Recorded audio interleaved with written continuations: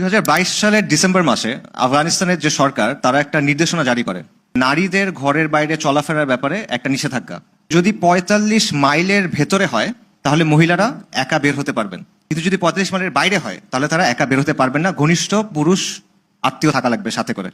45 mile is about 72 কিলোমিটারের মতো। 2022 মার্চে আরেকটা নির্দেশনা তারা জারি করে, সেটা হলো কোনো ডোমেস্টিক ফ্লাইটে বা ইন্টারন্যাশনাল ফ্লাইটে নারীরা একা যেতে পারবে না, তাদের সাথে ঘনিষ্ঠ পুরুষ আত্মীয় লাগবে, মাহরাম লাগবে বেসিক্যালি। তখন এটা নিয়ে ইন্টারন্যাশনাল মিডিয়াতে অনেক সমালোচনা হলো। এটা একটা বৈষম্য, এটার মাধ্যমে নারীদেরকে ঘরে বন্দি করে রাখা হচ্ছে, তাদের ব্যক্তি স্বাধীনতায় হস্তক্ষেপ করা হচ্ছে। নারী বাইরে যাবে, আপনি বাধা দিচ্ছেন কেন?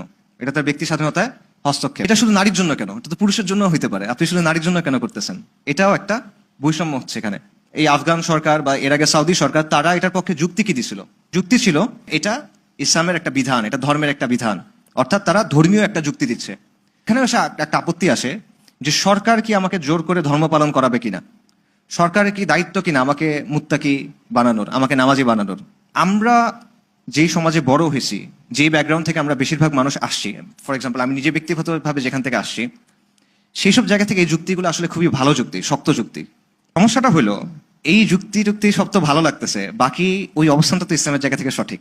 আপনি যদি ইসলামের অবস্থান দেখেন, চার মাযহাবের অবস্থান দেখেন, চার মাযহাবের অবস্থান হলো নারী যদি নির্দিষ্ট দূরত্বের বাইরে যায় সে একা যেতে পারবে না, তার সাথে মাহরাম থাকা লাগবে। এই নির্দিষ্ট দূরত্ব কতটুকু এটা নিয়ে মতপার্থক্য আছে।